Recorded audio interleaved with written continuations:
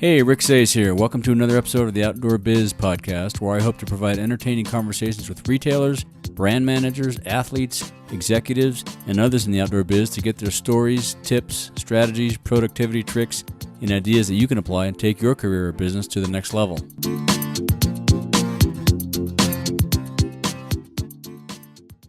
This episode is brought to you by Rumpel.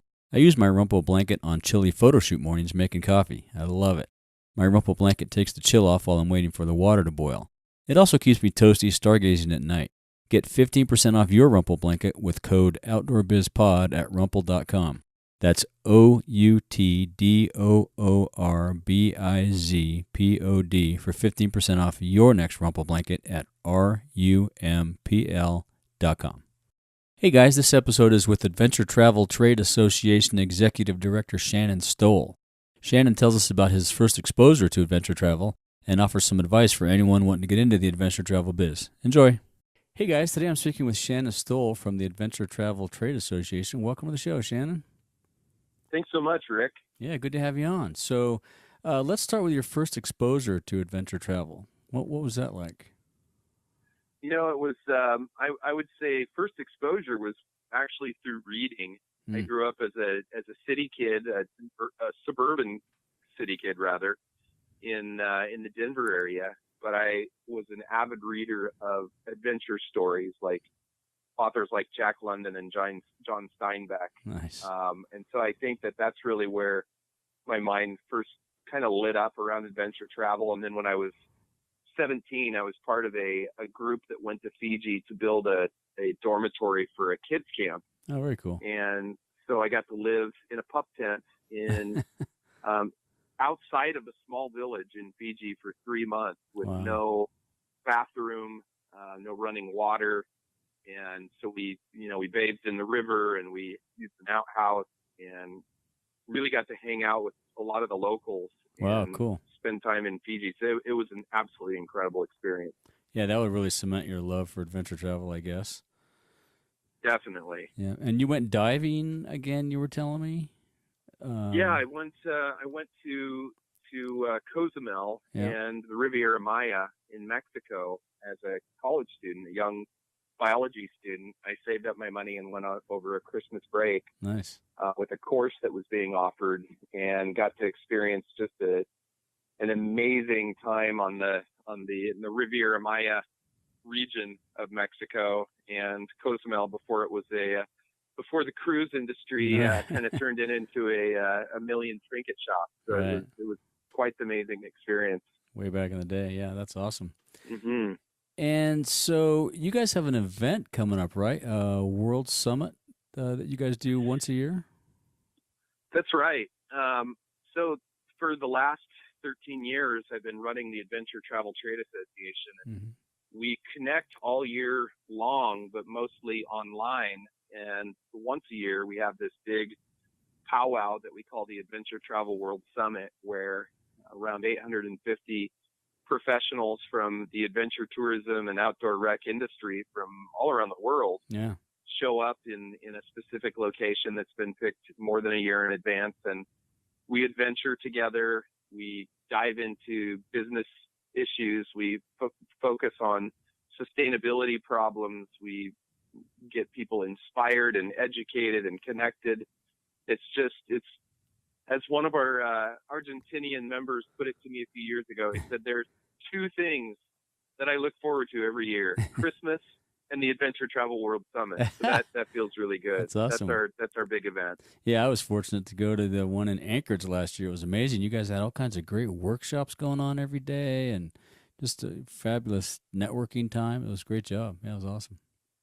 Thank you. Yeah, this year is in Salta, Argentina. Cool. So we're headed to the very northern part of the of South America, basically. Yeah. Of Argentina, rather. Yeah. That'd be beautiful down there. Very excited about that. Have you been there before? Obviously, you went to scout the place out, I'm sure. You know, I've been to Salta a couple of times. They actually did on the summit in 2010, which ended up going to Scotland.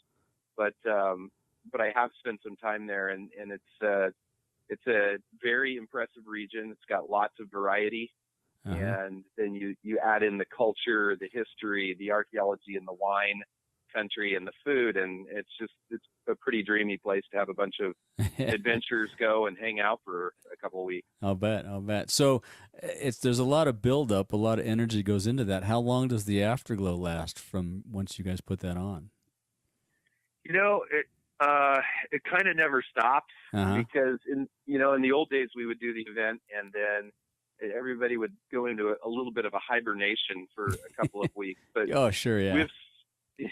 They're we wiped have out. so many continued events and communications afterward now that it sort of feels like it just keeps on going. And of course, because the event moves around every year, there's a pretty high rate of new people that are from that region that come. Right. And a lot of them stay in touch and kind of watch from afar the proceedings. So it really is this huge buildup and then kind of a long come down afterwards from the communication. But, before we know it, we're at our next event because we do more than one event a year now. So this year we'll be just recovering from the summit when we'll be going to Banff in March, Banff, Canada. Oh, wow. For our North American event. So awesome.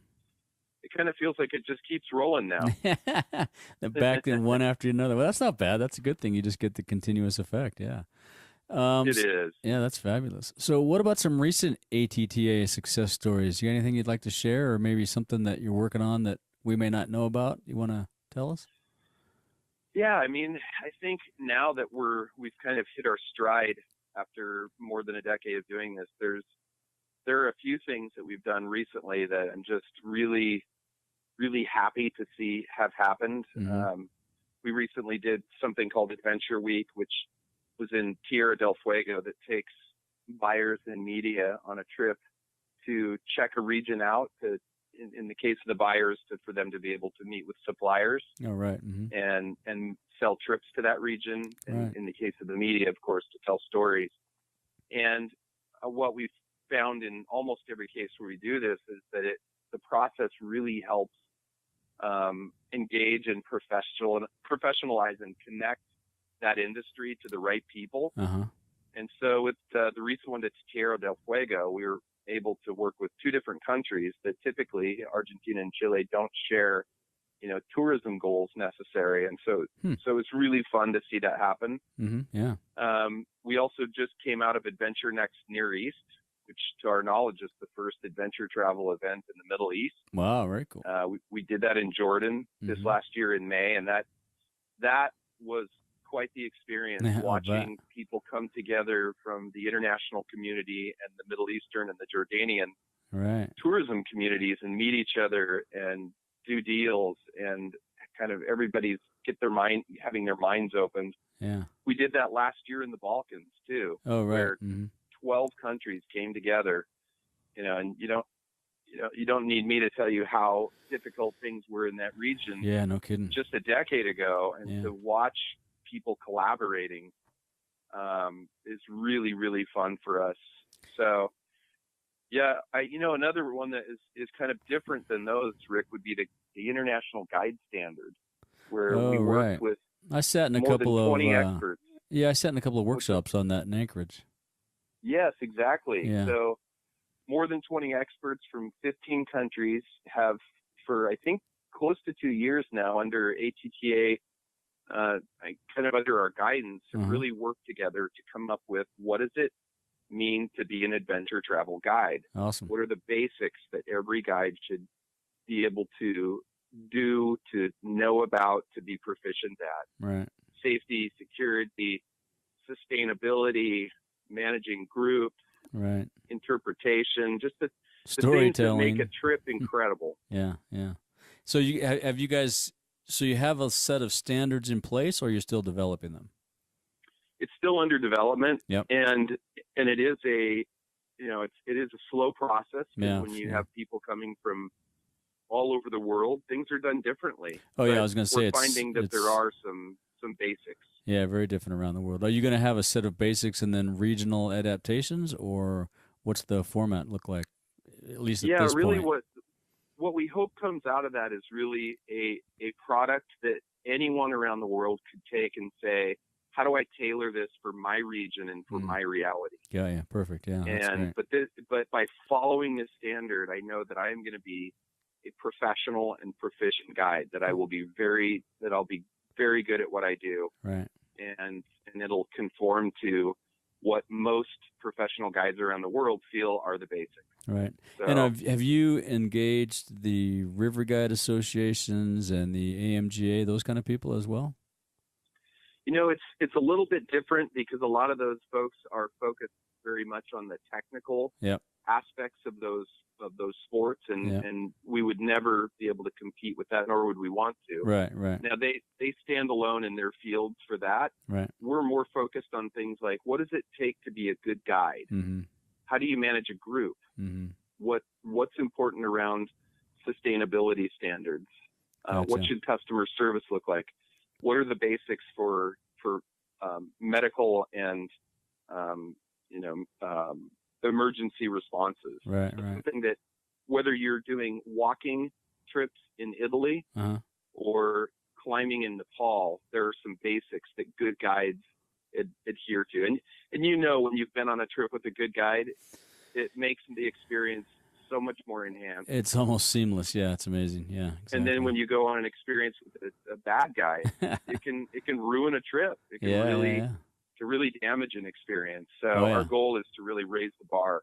That's awesome. Yeah, I had one of those ladder experiences on a trip on the Karnali River in Nepal. We ended up having to kind of take over the trip. It got so bad. So yeah. That happens, and you never forget it. And then suddenly the importance of good guiding becomes really apparent. Yeah, that's right. That's exactly right. Yeah, that's a big deal. So what have been some of your biggest challenges in the last couple of years in the adventure travel world? A lot of shifting world politics and dynamics here at home. Yeah, I would say probably the biggest challenges would revolve just around the fact that we're a multi-cultured staff with a multi-cultured set of customers. So nothing is ever the same. And so our members come from, I think, 100 different countries now.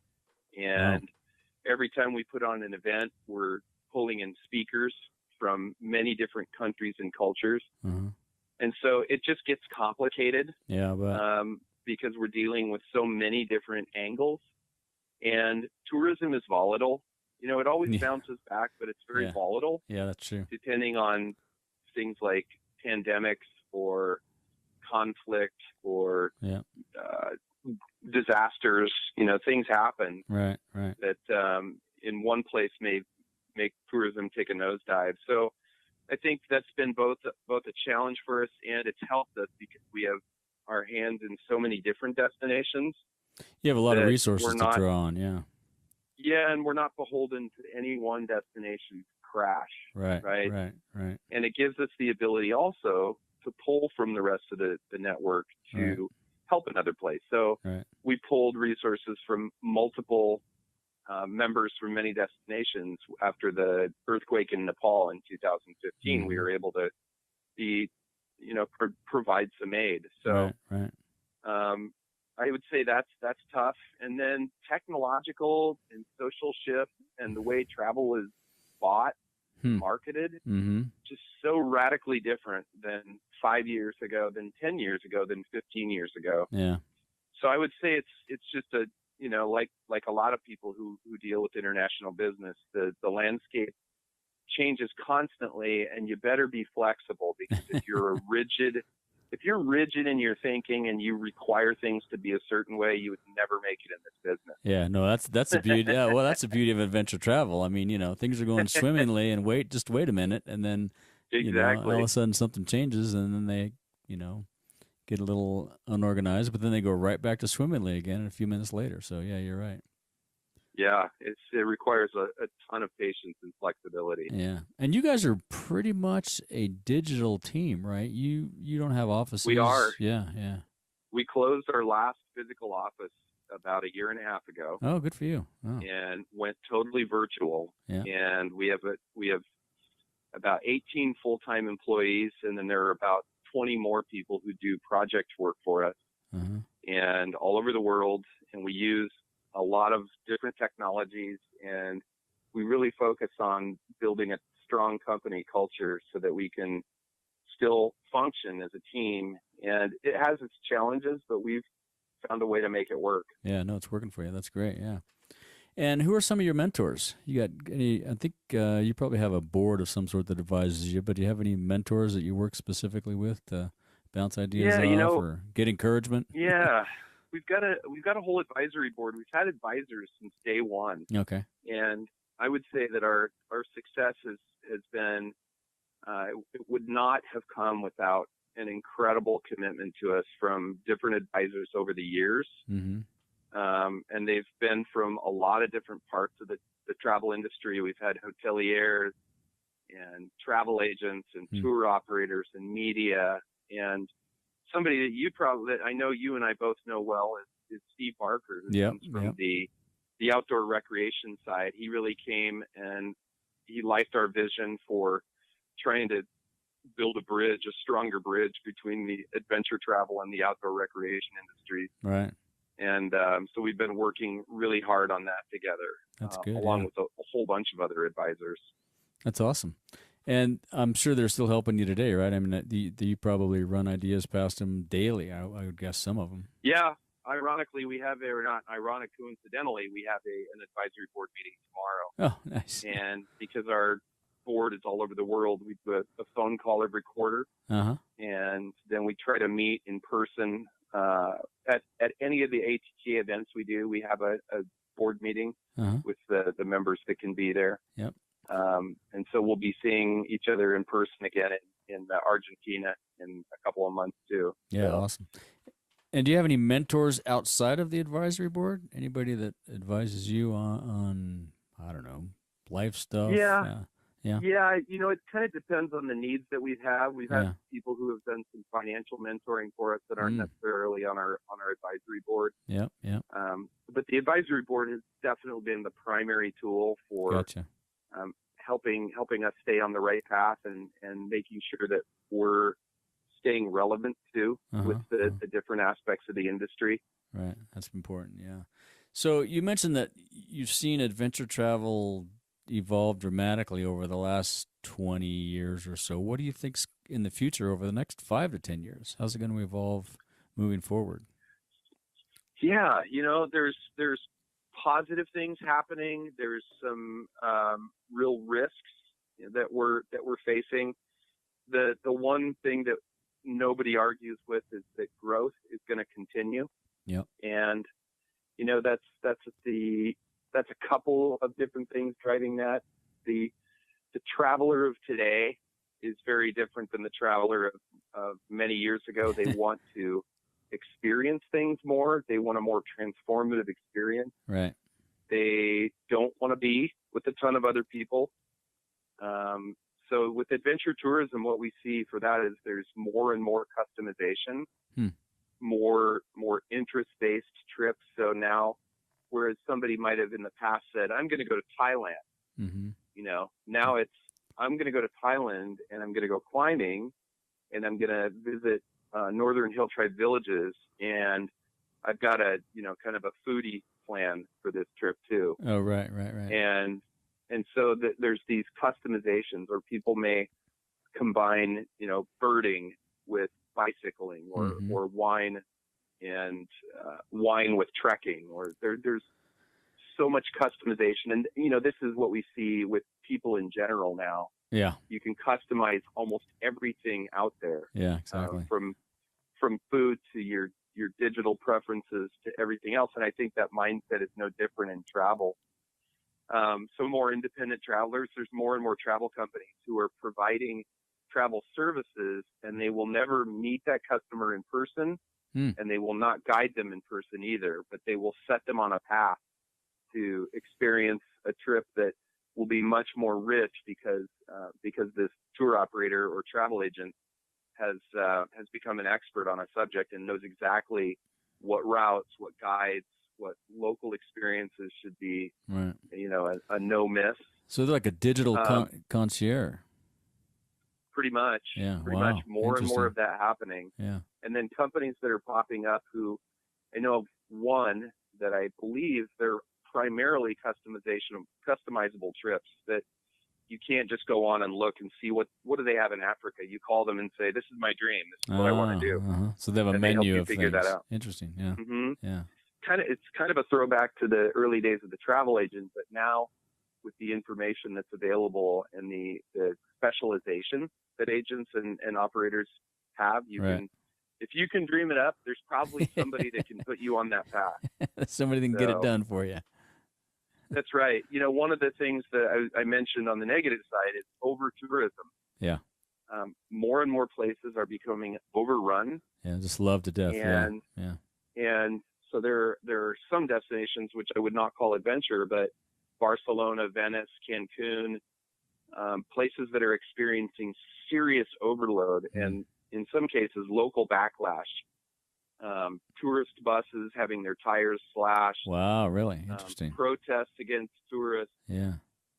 There's a city, I can't remember which one in Italy, that has taken to daily hosing down of the steps of their monuments because they're tired, to keep them wet, to keep people from sitting and having picnics and leaving litter. Oh man! So they found a clever solution, which is just keep the steps wet and nobody will sit on them. And so the implications for adventure travel, I think that, honestly, Rick, I feel like adventure travel has one of the strongest opportunities for the future, because some of the trends that are starting to turn people away are actually going to be good for adventure tourism, because destinations should want people to not only go to the main attractions, but to get off the beaten path, right? To go and see further afield attractions, right? And then also, I think, this is something that we're watching too with today's terrorism. Right. More and more, the State Department just issued a warning against major tourist attractions in Europe. That has got to be a first. Yeah, but yeah. That they've given such a broad warning. Yeah. Say, don't be in crowds, don't be in iconic places. Right. I'm paraphrasing, but this is what it basically says. And that is sad, but it also means that probably more people are going to look for smaller group, off the beaten path. Yeah. Because they're going to be afraid of safety issues, which is truly tragic. It's tragic. It's a legitimate issue, though. You're right. It's becoming a legitimate fear. And then the challenges with over tourism. China's 120 million outbound travelers today. I don't remember the exact numbers, but that's estimated to triple in the next, I think it's 5 or 7 years. Wow. So, tourism is about to overwhelm a lot of destinations. And is anybody offering trips that go, like maybe they go and they do their sightseeing and their touring, and then they stay another week and go back and do some kind of a project in the area to give back to the community, like clean the steps or, I don't know, replant? There are. Yeah. There are, and the voluntourism thing kind of exploded in popularity a few years back, and then it seemed to fade. I think I don't think it faded. I think it's more plateaued. But what one of my friends who works for a very large adventure travel company, he put it best. He said, voluntourism is very, very hard to do right, and it's very, very easy to do it really wrong. Oh, but yeah. And so I think cracking that nut has been a really difficult one, because in every situation where you have people who want to do good and want to do some sort of volunteer work, there often are a whole bunch of unintended consequences that come from that. Exactly. Yeah. So there are people doing it really well. Yeah. You have to make sure that the locals want whatever you're whatever project you're gonna do. Yeah. Driven by them. Right. Exactly. Right. That they're kind of the ones that have the vision for what the change and what the help should be. Otherwise, you have, a bunch of, in some cases, you have first world people actually taking away work from locals who could be doing some of the work, or being involved in some way to make sure that it turns out how they wanted it. So I think voluntourism is a really tough one. There are some companies doing it well, and generally they're small, and they know they know their region really well, Uh-huh. and they're deeply engaged with the local communities. Gotcha. That makes sense. Yeah, that's good. And do you have any suggestions or advice for folks wanting to get into adventure travel? You know, two common entry points that we see. One is young people who get in by becoming a guide. Yep. Or working for an adventure travel company, Yep. which I think is a fantastic way to get started, because then you really get to see firsthand what it means to work in this industry, either as a guide or as, somebody who's helping create itineraries. Yeah, and you get to experience assessing. that consumer experience. Mm-hmm. You see what that's all about too. Yeah.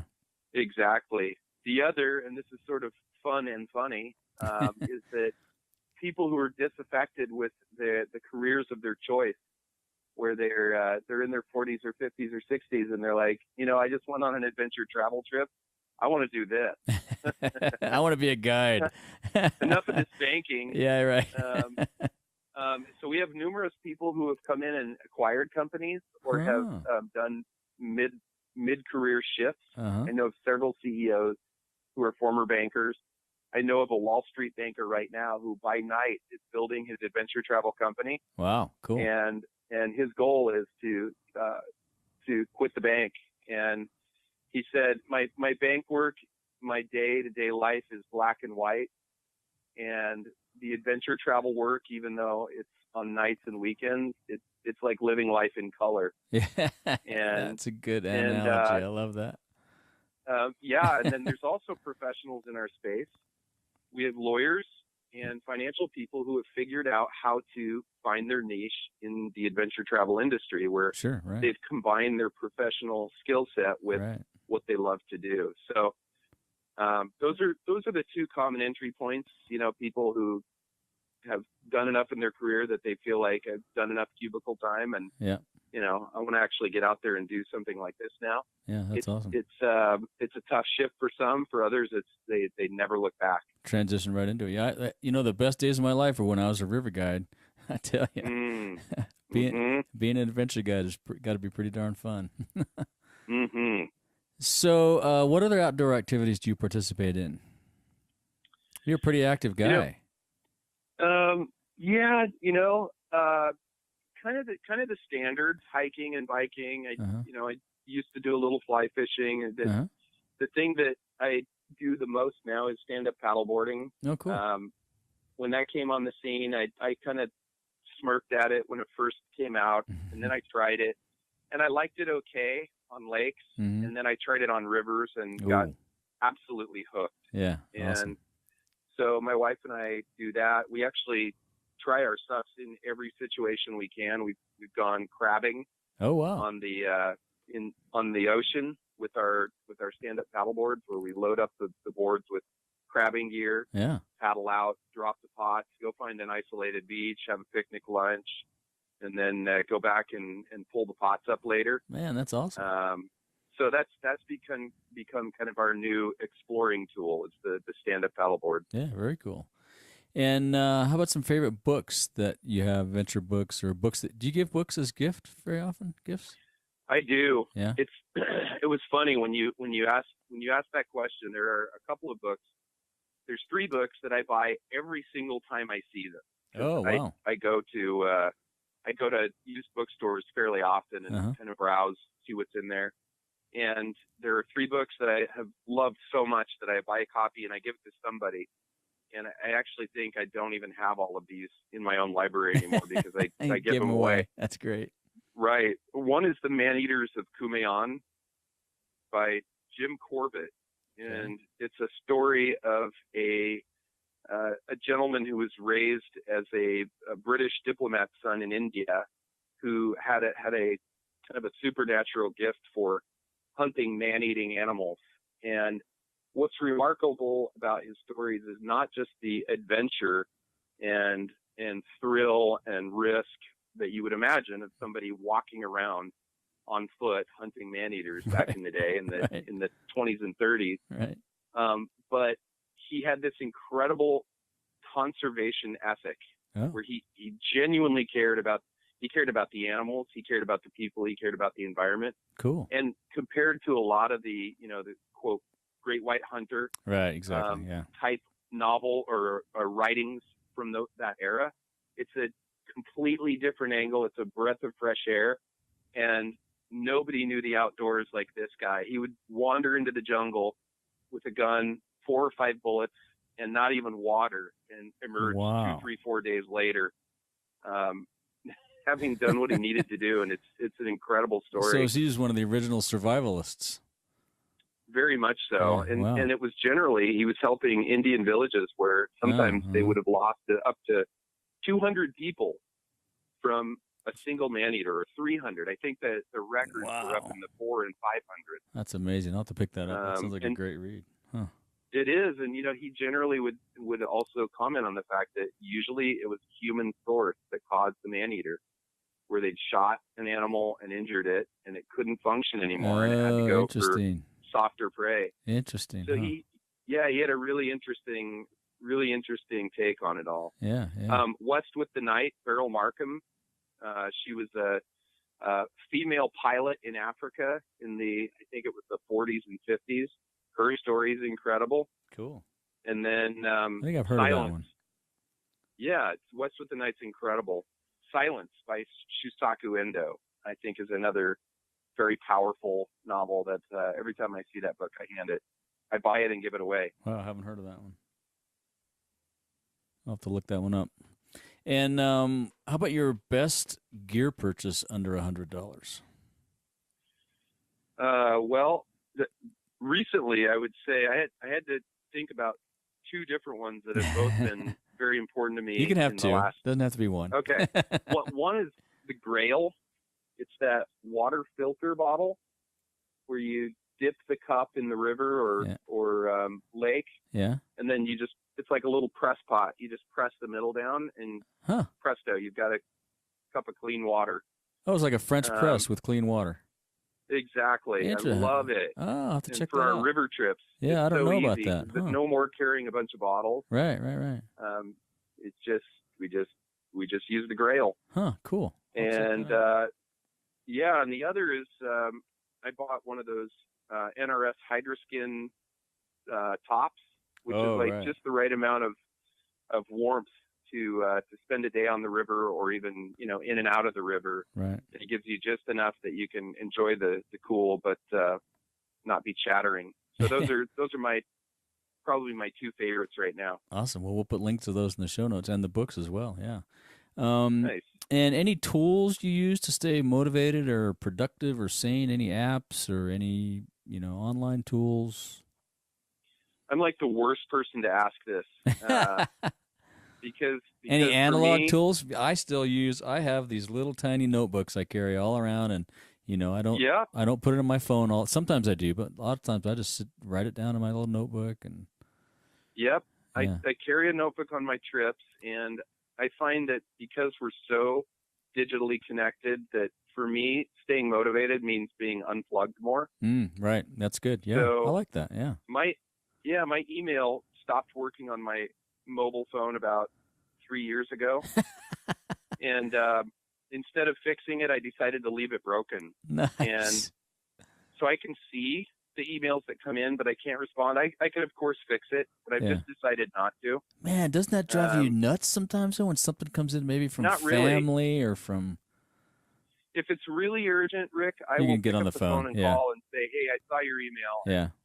Yeah. Let's deal with this." But that makes sense. What it's stopped me from doing is constantly thumbing. Yeah, right. Yeah. I still get text, and I still have social media, so it's not like I'm a Luddite, but I actually appreciate the fact that I can't do email on my phone. Yeah, that's awesome. Yeah. I have no intention to go back to it because it's too much. Yeah, I turn mine motivated off. is being more unplugged. Yep, I'm with you. I turn my email off. I check it 3 times a day, and that's it. And I want to graduate to that, because I know that people that do that actually have a very disciplined time and amount of time that they put into email. Yep.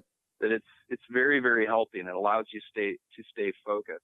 Yeah, you get so much more productive work done when you're working, as opposed to all these, because it's just all these pop-ups and all these. It's just a complete distraction. So I just shut it all down. Yeah. I do have one technology that we use, which is Slack, and it it's a program that we started using about 9 months, maybe even a year ago with our team, and that has reduced a lot of unnecessary conversations. That's good. And makes it a lot quicker. And so I would say Slack has been a really, really valuable tool for us. Yeah, I've heard great things about Slack. Yeah. Yeah, I mean, you can, like anything else, you can misuse it and let it overwhelm you and be involved in too many conversations. But you at least have more of a choice to say, you know what? I know that there's something going on in that part of our business, but it's not critical to me, so right. I'm not going to stick my nose in. Yeah, good to know, but I don't need to respond. Yeah, that's awesome. Yeah. Mm-hmm. And anything else you want to ask or say to our audience before we wrap things up? Well, I appreciate that you're doing this podcast. I think it's really interesting. You picked a fun cast of characters to interview. I think knowing that a lot of the folks that follow you are involved in the outdoor industry, I would just say that your brothers and sisters on the adventure travel side are looking forward to more and more interaction. I think that our futures align more and more. Yep. And I got to tell you, Rick, more than any other role in my life, I feel like the work that we do now has real meaning to it. That adventure travel really, and outdoor recreation is really about getting people realigned with nature and with connecting with other people. And at least for us on the adventure travel side, we are aggressively trying to change the way that people think about travel, to change the way they think about the trips they take, because you can have some of the best experiences and actually help local people and help protect the planet through tourism dollars if you're doing it right. So we're on a mission to take a dent out of or I would say probably less than take a dent out of it, is move the needle in the tourism industry towards responsibility. Yep. And we're going to have fun doing it. Yep. Well, I love what you guys are doing, and I've done a couple projects with you guys before, and anything I can do to help. I mean, it's, being my time in Eagle Creek got me hooked on adventure travel, and as I said, my days as a river guide, I still try to get somewhere around the globe every year, and whatever I can do to help you guys, don't hesitate to ask. I'm trying, this podcast is actually, I'm trying to be a little more, even though it's called the Outdoor Biz Podcast, my view of the outdoor biz is much broader than the traditional outdoor biz. I mean, it encompasses everything from adventure travel to fly fishing to outdoor, all the traditional outdoor sports. So hopefully this podcast will have more and more folks, interviewed that are, cross channels, if you will. And it's been fun. Absolutely. Yeah, it's been fun so far. So yeah. That's great. Well, cool. I really appreciate you bringing me on today and hope that it's been helpful. It's been fun for me. It's been great. Thanks for the time. Thanks so much, Rick. And where can people find you? How's the best way to get in touch with you? Through the Connect stuff on ATTA website, or? Yeah, our main website is adventuretravel.biz, B-I-Z. Yep. And then our the site that we have that is more consumer-facing, more traveler-facing is www.adventure.travel. Cool. Well, we'll put links to all that in the show notes. We're findable from both of those places. Yeah, okay, good. Well, we'll put links to that in the show notes. And thanks for the time. I appreciate it. Thank you. All right, have a good day. You too. Bye-bye. Right, bye-bye. Hey, I hope you enjoyed that conversation with Shannon Stowell. You can connect with Shannon at adventuretravel.biz or adventure.travel. You will find links to all the info we discussed in the show notes at theoutdoorbizpodcast.com/episodes/034. I appreciate the support and feedback. Please be sure to share your favorite episodes on the socials. And until next time, thank you so much for listening. If you want more of the Outdoor Biz Podcast, you can subscribe on iTunes and Stitcher, or go to theoutdoorbizpodcast.com, where you find all the episodes, show notes, and much, much more. You can find us on Facebook and Instagram at The Outdoor Biz Podcast, Twitter at Rick_Saez, that's S-A-E-Z, and my email is rick@theoutdoorbizpodcast.com. Thanks for listening and all the support, and a huge shout out to all my guests, and until next time, be sure to make time to get outside.